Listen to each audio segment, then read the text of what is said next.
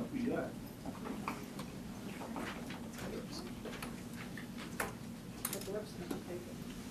Morning, everyone. Good morning. Morning. I want to do a little exercise here this morning. I want to start with asking all of you, how many of you do remember 1982? Yes, okay. How many of you weren't even born in 1982? Or you were born so close to 1982 that you really don't remember it? Maybe there was some in there. Okay, so for some of you young folks, I want you to imagine a world that, a world without Google, a world without the internet, a world without cell phones. Imagine, okay? So now I want to ask you, how many of you are parents? Okay, so it's October 12th, 1982, and my two children are 2.5 years old and 6 months old, and they're in the living room watching their favorite show called Sesame Street. And all of a sudden, my oldest son says, "Mom, Danny got sick." So I go into the living room. I notice he spit up on his blanket, and I pick him up. He's very warm. Now, because it's Columbus Day, the clinic we're assigned to at Fort Lewis is closed. So I take him to the emergency room, and he's diagnosed with double ear infections, and we're given medication and sent home. The next day, Danny is very lethargic, arching his back, high fever. This time, I take him straight to the clinic and make it very clear that I'm not leaving without seeing a doctor. Diagnosis is H. flu meningitis. H. flu meningitis is, the statistic is that 1 out of 10 children survive. Danny was the one survivor. In 1984, they came out with a vaccine for H. flu meningitis, but unfortunately it was 2 years too late for Danny. And so Danny spent 30 days in the hospital fighting for his life. While he was in the ICU and later on the pediatric ward, I used to sneak into the medical library and would flip pages, because that's how you Googled in 1980. And I was desperately looking for things to do for my son, to help my son. I was looking for recovery options, although the doctors weren't sure that he was even going to leave the hospital. What I was going through is no different what any other parent goes through, even today. Everybody wants to help their child when their child needs help. And the difference, though, is parents today can Google things.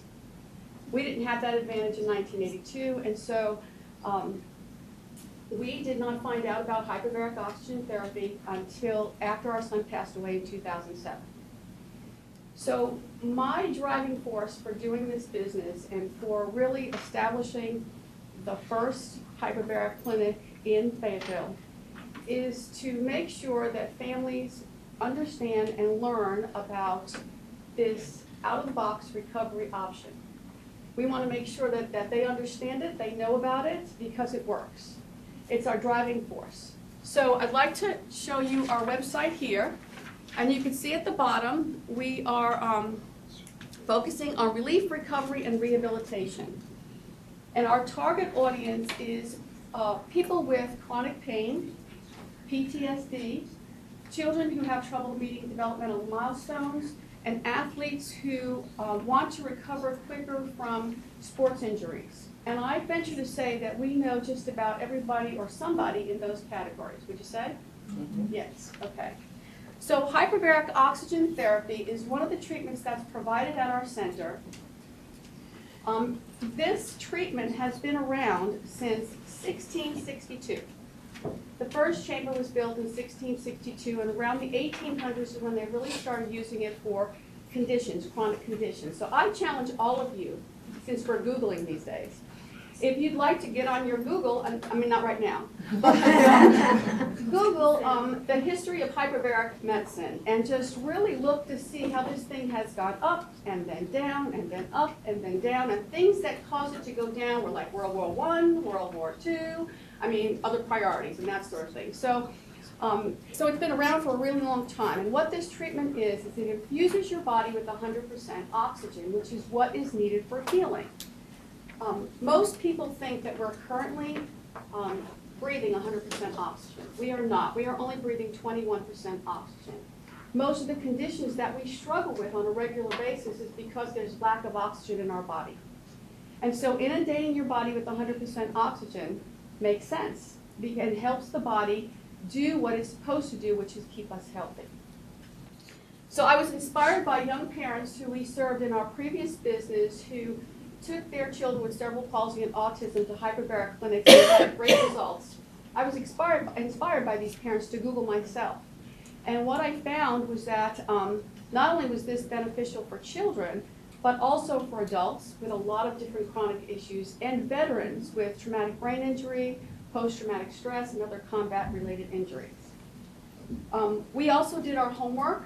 We connected with a lot of other hyperbaric clinics across the country, and we figured out that there are an awful lot of people here in this community that needed the services that we were offering, that needed hyperbarics, needed to learn about it.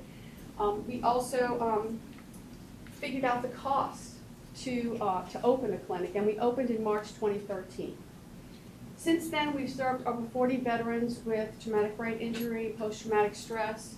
We've helped them get off their medications and get their lives back. No more headaches, no more brain fog, no more memory loss. We've helped 5 children with autism, 2 with cerebral palsy. One of the children with autism was a 5-year-old with no verbal at all, no words at all. Around the 10th treatment, he started imitating words, repeating words. And now he is finally successful with speech therapy, which is really awesome. We've helped adults with neuropathy, stroke patients, TBIs from car accidents, and a number of other chronic conditions. So, you know the old saying, if you build it, they will come? Well, we built it, okay? But we have some challenges that I'd like to present to you today. I'd like to present 3 challenges to you. And as I do that, I'd like you to think about the people that you know that have chronic conditions, and I'd like you to think about the ways that you would address these challenges. And I hope that you will share that at the end of this, okay? So the first challenge is getting people to know about hyperbarics and to realize that hyperbarics should be a first choice of treatment, like it is in Europe and Canada and South America and Russia, and not a treatment of last resort like it is in our country, okay? Many times people will ask me, well, is this covered by insurance? Or how much does this cost? And the real question is, how much is it costing you right now for the covered services, okay? And are the covered services working for you? And I hear And are you still taking money out of your pocket even after you make your copay, okay?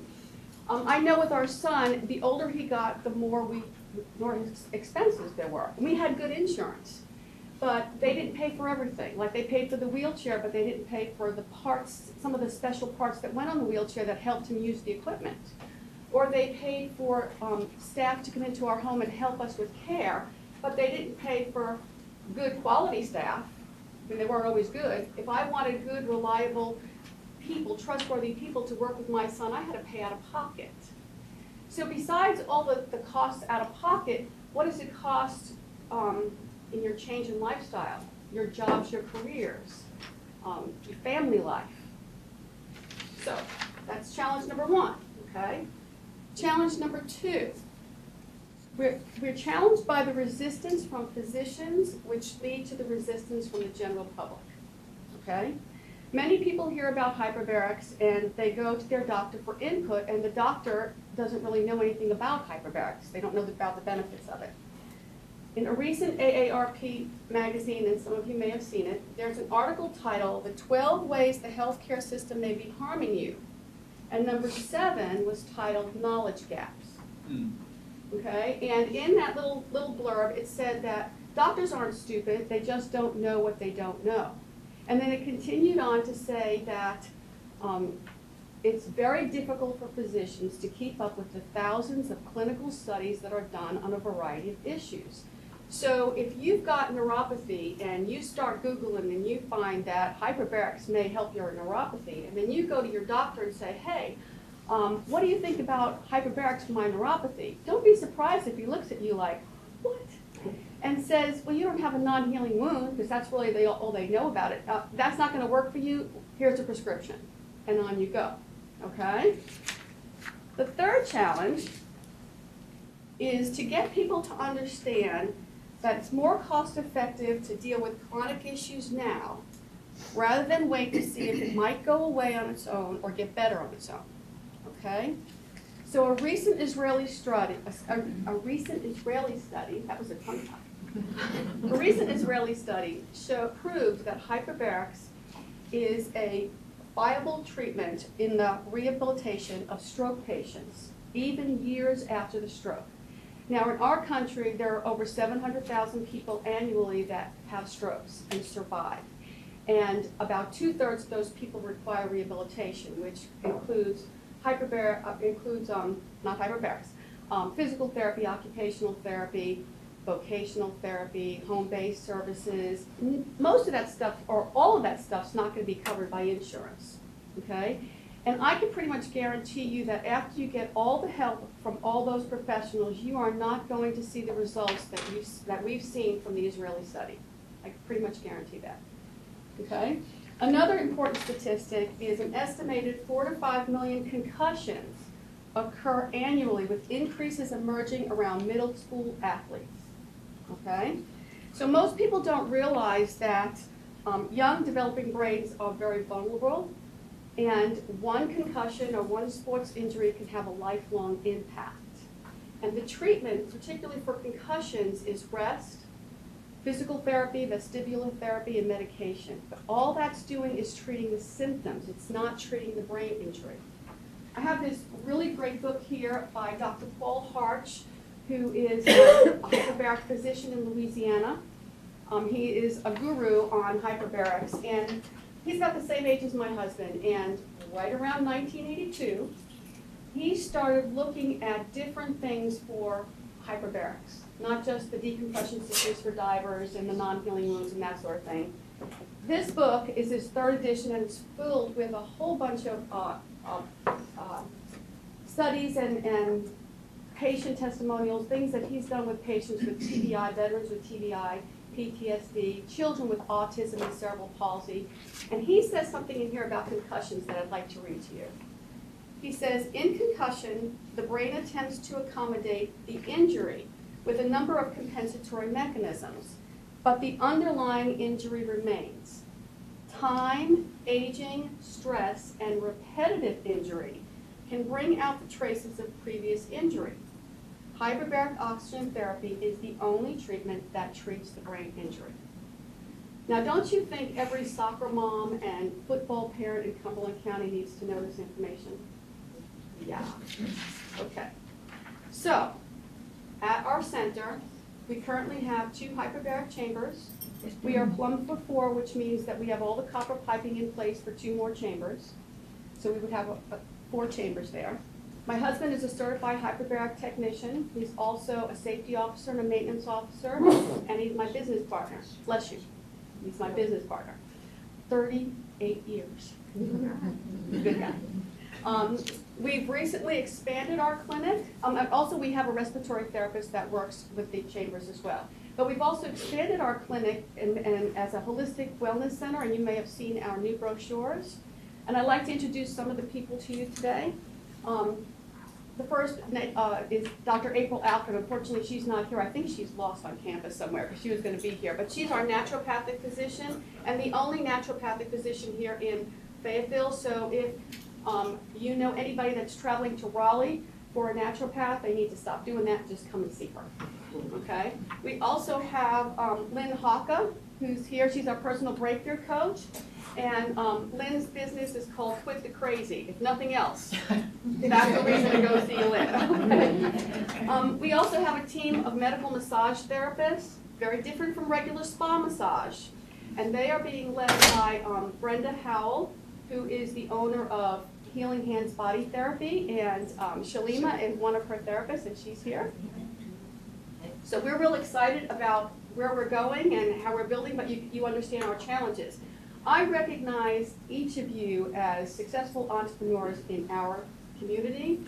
And so I'd like to hear from all of you about how you would handle the challenges to help people with chronic issues with hyperbarics here in this community. So I'd like to hear from all of you. Thank you.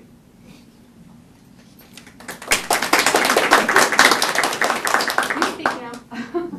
Any questions? Yes. Well, I was just going to say, I have sent a couple people over there. I think they were all military, and everybody's experience has been really tremendous. So, I look for more opportunities to send more people. Thank you. Thank you for the referrals. If you go to our website on the success, I'm being told to move up, I'm sorry.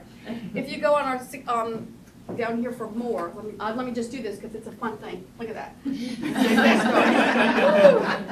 Okay, you'll find videos and testimonials from our patients. And we are starting to actually see patients, all of us in the clinic are starting to see the same patient, which is really good. So those testimonials are on there too, and you can kind of see some videos. There you go. So you can explore. Any other questions, sir? What are some of the risks associated with hyperbaric treatment? Yes. Okay. So there are some contraindications. In our country, we do not want children, people that women that possibly pregnant. We don't want them in the chamber. So we ask that question all the time. Ear trauma is something that we always look for, make sure that they have good ears, and we're constantly watching to make sure they can clear their ears. And then in order to get into a hyperbaric chamber, you have to have a prescription. You cannot just say, I want to go in and we put you in. So in order to get that prescription, the doctor has to do an evaluation. So we have 2 MDs on staff. We also have the naturopathic physician. They do the assessment, and they determine if you're healthy enough, meaning your lungs are good, your heart is good, you haven't had a collapsed lung in the past. If you have, you are not a candidate for hyperbarics. So they're asking all those questions, and they're doing all those assessments, and then they determine before they write that prescription. Does that answer you? Go ahead. My wife says I'm deaf. I don't know if that. But for myself, because one of the reasons I retired from the military medically was for TBI. Right. But I have a 9-year-old who's nonverbal autistic. Mm-hmm. And I've had every witch doctor out of every corner of the woods come out, offer all kinds of crazy treatments. Mm-hmm. I'm cautiously optimistic because I've heard from other sources that hyperbaric has some efficacy with autism. Mm-hmm. But has there been research specific to autism and its effectiveness? So Dr. Harch, I would say if you go to Dr. Harch's hbot.com and look on his website, you'll be able to see some of the studies that he's done. Absolutely. But I just read, there's a gal named Julie Gordon. Her daughter was born in 1973, premature, had a lot of difficulties, and she started a support group that's turned into a national parent-to-parent. And in 1995, they connected and found out about hyperbarics for a variety of children, not just children with cerebral palsy, but also with autism. And as a result of that connection and these parents just bubbling, they went to Canada, they went to England to get their children served, because in 1995 there was hardly anything here. But as a result of all of that, Canada put out the McGill study, and that's McGill, and you can look at that, and that's a phenomenal study of the benefits of hyperbarics for children with autism. And that's a Canadian? Yeah, McGill. Denise, Yes. isn't there hyperbarics that do? There is a, well, and the hyperbarics are in just about every hospital in North Carolina, including Duke. But because the hospitals cannot go outside the box of approved indications. So the approved indications include non-healing wounds, decompression sickness in divers, osteomyelitis, which is bone infection. There's 14 of them. Radiation necrosis, so if you have cancer and you've gone through radiation treatment and it caused other issues with bones, they're going to prescribe. And we actually have a patient now who's going through our clinic for that reason. Yes? I have a nephew with autism. I have a sister with multiple sclerosis, and I have a history of Lyme disease. Oh, yeah. How can you help us? Well, just call. Okay, call. But, I want to say this, and this will probably answer your question a little bit too. We do not put children in the chamber by themselves. They do not go, it's a monoplace chamber, one person fits in, one adult, but children do not go in by themselves. So the parent goes in with them. So we had one mom who had rheumatoid arthritis and her child had autism. So the mom was getting the same good benefits from the hyperbarics and the child was getting the benefits. So it's a 2-for-1 type thing. So your little nephew and you could probably go in, okay? The difference, the one caveat there is we've got to make sure that the prescriptions match, okay? And that there's 3 things that we look for in the prescription that the physicians write. They tell you how many treatments, they tell you the depth the treatment's going to be at, and how often in a day you can have treatment. So if the child with autism is usually at 1.5 or 1.75 at depth, and if you have something that's also at the 1.5 depth, you both can go in together. If you're at a different depth, well, then we have a different scenario. Did that answer your question? Yes, ma'am. I think we'd all agree that it's not a cure-all for everything. Right. And we also probably agree that insurance companies and even patients look at outcome. Everything is outcome-based. Mm-hmm. After how many treatments would you call it quits? In other words, when would you, in other words, either A, it's not helping, or B, the help that's been provided has now plateaued and there's no point in continuing. Right. Okay, good questions. Okay, so I think about our veterans. I think about concussion. Let's look at a concussion, okay? So let's say you're in a football game on Friday and you have a concussion and you come to our clinic on Monday, okay? Depending on the severity of the concussion, if you're a candidate for hyperbarics, the prescription is going to be about 5 to 10 treatments, okay? By the end of that, you should be right back at baseline, okay? But with our veterans, because they've had so many concussions and TBIs, traumatic brain injuries, and it's been years down the road, they start with 40 treatments. Somewhere around the 10th to 12th treatment is they realize something's going on here, and you could start seeing things. You could start seeing changes in them. Many of them, we've done 40 in our clinic alone. Many of them didn't need to go beyond the 40 treatments. Some of them had to come back for 20 more. It's on an individual basis and on a assessment basis. At that point, the doctors will do an assessment with them. So around the 10th treatment is where we're seeing most of our patients, regardless of what they're coming for, that oxygen has accumulated and their body's getting acclimated to it all, and they start seeing things like, they notice brain fog, they notice they're sleeping better, different things are happening for them, which is good. They're not in as much pain. So I would say around the 10th mark. If you're not getting anything by the 10th mark, by the 10th treatment, then it's not working. But we haven't seen that yet. We haven't seen, Go ahead. During the screening process, what kind of indications or symptoms would indicate that hyperbarics is a potential help for the person's situation? I know that you've got the studies about what has happened, but if you're looking at a person and you're screening them, what is it that indicates to you that, hey, hyperbarics could be the answer? Well, there's 14 indications that are approved in the United States. There are over 50 that are approved internationally.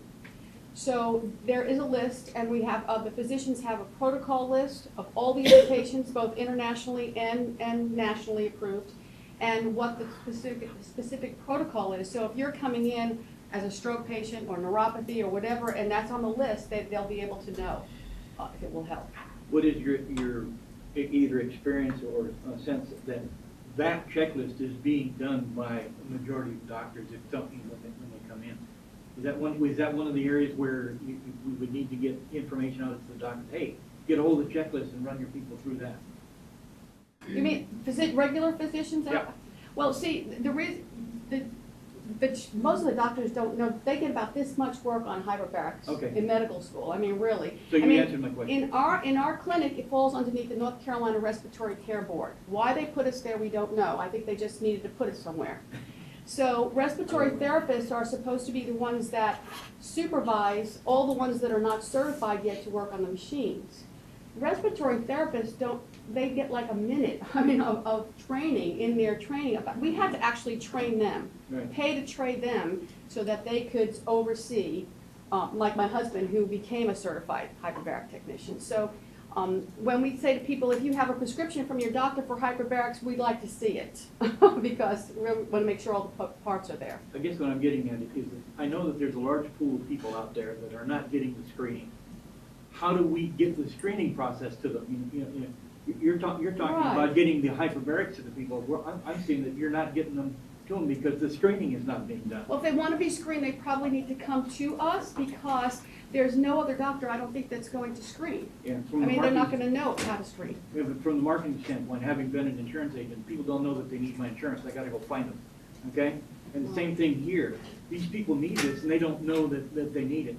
And so I can see one of the things, and I'm gonna write here, is that we need to try to work through putting together a screening mechanism, okay? And I'll talk to you about it later because it's on that list, all right? We need to look at the, the group of people that need it and don't know that they need it. Now, how do we get that information to them so that they can come forward? Oh, so and So you screen think they need to do the screening on themselves, and if they screen themselves, and if they think that if the score comes out, then they come to us? Is that what you're saying? Or someone's going to do the screening? No, it's a group of people that care, and they know that there are those that need it, but they don't know that they need it, and so that they say, hey, come on down, we'll do free screenings for you, we'll do free exams, okay?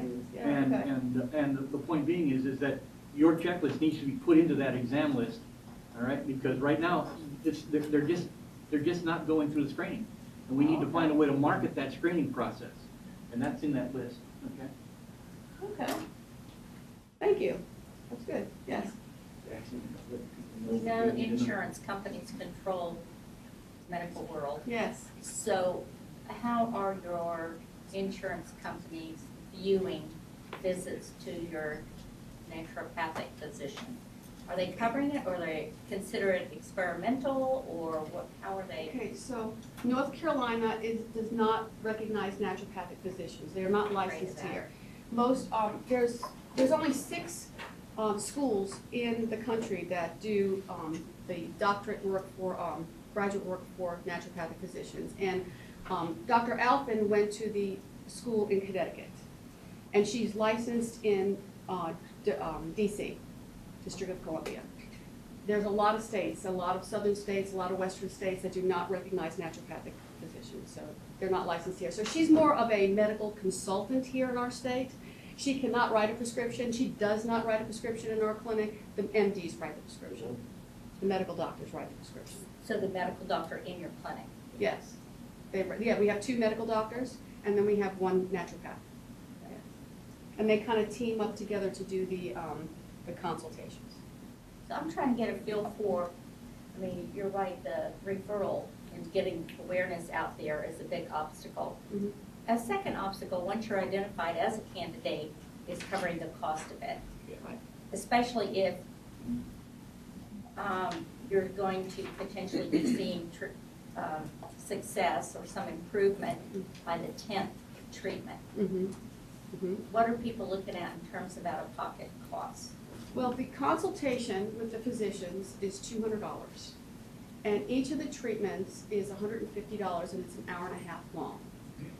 So, and then we do have special prices. We have a special price for our veterans, we have a special price for our children, and then if it goes into a package, there's another special price. We're trying to make it as affordable as possible. But you mentioned insurance companies. We have 2 things I'd like to share. One, we had a patient call us with radiation necrosis, which is a covered indication, and she has Blue Cross Blue Shield. She's a teacher in the Cumberland County Schools. And I told her we did not take insurance, and she said, well, I have to use my insurance. I told her it was $150. She said, no, I'm using my insurance. So we sent her to Cape Fear where they have hyperbarics. She ran back to us because the copay, her copay was $750 for each treatment. Wow. Okay, for each treatment. So, so she came and did her 40 treatments. She needed 40 treatments. She did her 40 treatments with us. She did 30, had dental work done, and then came back and did the other 10 or 20, whatever it was. And then she had a fight with her insurance to get the money back, to get reimbursed. And she finally said to them, do you know how much money I saved you by going to this clinic instead of going to the hospital? So that was interesting. The other thing is that we just got connected to, actually, it's someone who works with Dr. Harch, She is an insurance biller, and she has done this for many, many years. And she is starting to work with people who have had success with hyperbarics, have paid out of pocket for hyperbarics, and have received a denial claim from their insurance companies. And she works with them for a fee to get the reimbursement from the insurance company. She's been successful with Blue Cross Blue Shield in Texas and also with Aetna. So she's starting to build that up as well. So that's another piece. About TRICARE. She hasn't worked with TRICARE, but, you know, I told her, I said, if we start working together, I'm sure I could fill your caseload with TRICARE, because it's all here, yeah. So a concussion, you can view that on an X-ray or an MRI, correct?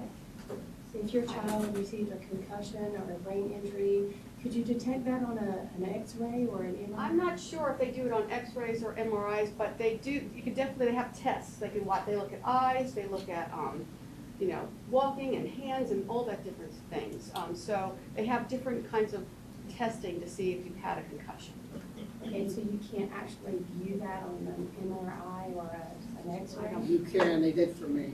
You'd want a CT scan and an MRI. You can see a concussion or a Well, TBI. The TBI. Yeah, TBI, traumatic brain injury, is a little, So- it's like a major concussion is a TBI. So if you had a patient that had a visible concussion on a CAT scan or whatever, could you not give them treatment and after maybe 10 treatments and show the public that it really works? Yeah. Look at this, look at the comparison. Well, and they've done this. In this book, they've actually, in the center of this book, like I said, Dr. Harsh has been, he actually met with the First Lady. He's also met with several folks in Congress trying to get this passed for our veterans, and we're still waiting. The Julie Gordon and her group started in 1995. That was 21 years ago. And they did all this stuff. I mean, they did all this. So this is in the middle of the book, and it's the before and after. These are called SPECT scans, and it's colorful scans that show you the oxygen being in the brain and how it affects the brain. Well, it seems like we have a pill for everything, so the challenge is gonna be fighting the pharmaceutical companies. That's the challenge. If they can, you know, patent oxygen, we wouldn't have this conversation. But they can't, and so, Right. but oxygen is a drug, and you need a prescription for it. So we realize that's what we gotta get Well, over. they may be looking to see if they can put that in a pill version to sell us, right? Yeah, I don't know, a pill version, yes. Denise, tell them about the protocol for the high school and the student athletes, about the baseline and then the injury. Yes, okay, so, And it goes along with what you were talking about. right, so, the students, there's been a law, and I recently just pulled that off of the internet, but, all of our middle school and high school students have a special law that just came out that says all about concussion. So they require a baseline to be done. And I did meet with a coach at Jack Britt just yesterday and found out that they are doing the impact test. The impact test is a computerized testing that we just brought into our clinic that gives a baseline of where are you cognitively. So the whole thing, before anything happens. So the whole thing is to do this at the beginning of the season, before they get on the field. What's the baseline? Then you have the concussion, you go through whatever treatments, hopefully it's the hyperbarics because it will treat the brain injuries, and then you have a repeat impact test. And the idea is that second impact test should match the baseline. And if it does, then you're signed off to go back into it. Who's doing the testing? Who's doing the testing? It's a computerized test, and it needs to be done by an organization, so you can't just, a parent can't just buy it. Right, I So we understand. purchased it, and we have someone at our clinic that does it. Okay. Schools purchase it, and I'm sure the athletic director's running that. Military is using a variation of that. Right. for In certain Intrepid they're using, exactly, right. But no hyperbarics in the Intrepid Center yet. Got it. Yes, and it should be. It Yes. should be. And I mean, this alone, all the work that he's done alone should make it in there, but it's Yep. not in there yet. Anything else? Well, I want to thank you so much. I got one, I want to take the last question. Okay. What can we do, what can we as a community do to help you? Well, I brought brochures and I brought flyers. We have a concussion campaign for veterans. We also have a concussion campaign for student athletes. I would love an opportunity to talk to parents and veterans about hyperbarics, the benefits of it, bring our physicians to talk with them as well. And so if you have connections in the community, I would love a warm introduction. So, Would you like 15 minutes on Saturday? 15 minutes on Saturday? I'm serious. Really? At Warrior Jam. Okay. If Yeah. you want 15 minutes at Saturday at Warrior Jam to walk around, you come and talk. To walk around, okay. I've been to Warrior Jam, but we'll talk later, yeah. Okay, but it's right out here on the commons, Yeah. okay? Yeah. Please. And I know Warrior Jam, I'm looking for a place like this, like a place where we can sit and talk and interact with questions, because that's what you need. Okay. That would be a great opportunity. Yep. Thank you. Thank you.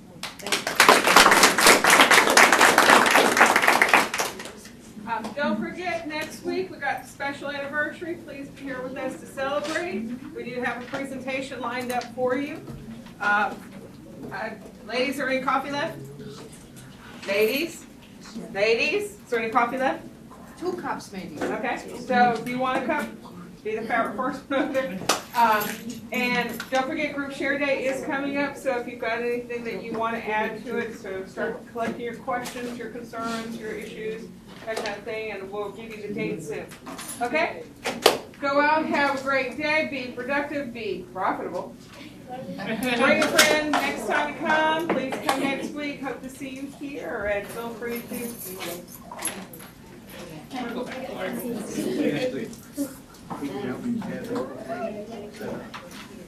Coffee to go. Good. How are you doing?